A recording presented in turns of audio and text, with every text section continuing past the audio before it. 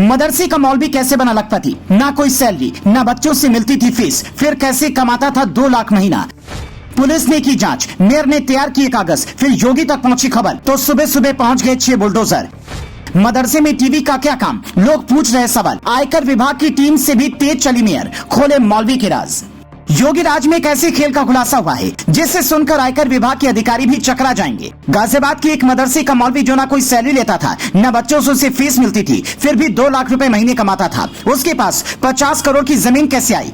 तो इस किस्से की शुरुआत होती है सपा बसपा की सरकार से। खलील अहमद नाम के व्यक्ति ने पहले मदरसे के नाम पर सरकार से जमीन अलॉट करवाई, फिर उसने बसपा के टिकट पर पार्षदी का चुनाव लड़ा और जीत गया, और पावर मिलते ही इसने अलग खेल रचा। मदरसे के आसपास की इतनी जमीनों पर कब्जा कर लिया कि नगर निगम के अधिकारी बस देखते रह गए। गाजियाबाद के कैला भट्टा क्षेत्र की 23,000 वर्ग मीटर में से ज्यादातर जमीन पर इसका कब्जा था। उसके बाद खेल सिर्फ कब्जे का नहीं रहा, असली कहानी इसके बाद शुरू हुई। कब्जे वाली जमीन पर इसने शानदार पार्किंग बनवाई, कई दुकानें बनवाई, कबाड़ गोदाम खोला, उनसे किराया वसूलने लगा। मतलब जो पैसा सरकार को जाना चाहिए था, जो काम नगर निगम को करना चाहिए था, वो कुछ लोगों की मिली भगत से खलील अहमद कर रहा था। इस कब्जे की जमीन से किराया ही 2 लाख रुपए महीने आता था और सारा पैसा खुद डका रहा था। हो सकता है इस खुलासे के बाद किसी और की भी गिरफ्तारी हो। अब खलील अहमद ने हज भी कर लिया है और इलाके के लोग हाजी साहब बुलाने लगे हैं। लोगों को लगा कि हाजी साहब ऐसा नहीं कर सकते, पर नगर निगम ने फाइल खंगाली तो पता चला कि हाजी खलील अहमद ने खेल बहुत बड़ा खेला था।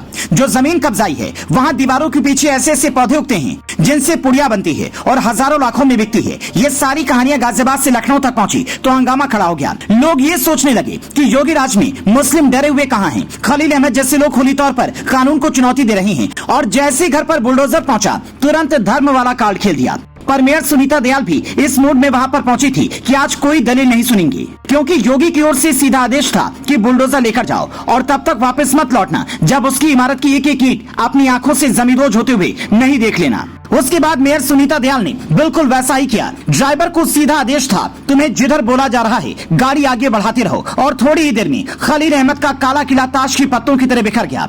पर इसी के साथ एक तस्वीर ने भी सवाल खड़े कर दिए। वहाँ पर कबाड़ गोदाम था तो उसमें नई टीवी कैसे निकली, या फिर मदरसे में टीवी का क्या काम था? ये सवाल शायद खलील अहमद की गिरफ्तारी के बाद पुलिस भी पूछे। तब ये भी पूछा जाए कि बताओ सरकारी जमीन पर कब्जा कर उसे किराए पर लगाने का आइडिया कहां से आया और कब से ये काम कर रहे थे? क्या सरकार के पास इतनी जमीन है कि वो देख नहीं पाती है? इधर खलील जैसा कोई भी खेल करता है और नगर निगम के अधिकारी सोते रहते हैं। ये कहानी इकलौती गाजियाबाद की नहीं है, आपके शहर में भी हो सकता है। ऐसे कई लोग हों तो ऐसे लोगों का पता लगाइए और कमेंट में बताइए, सरकार से शिकायत कीजिए, क्योंकि जिस सरकारी जमीन पर आपके बच्चे के लिए स्कूल, बाजार और अस्पताल बनना चाहिए था, वहाँ कोई खलील अहमद कैसे धंधा चलाकर लाखों कमा सकता है?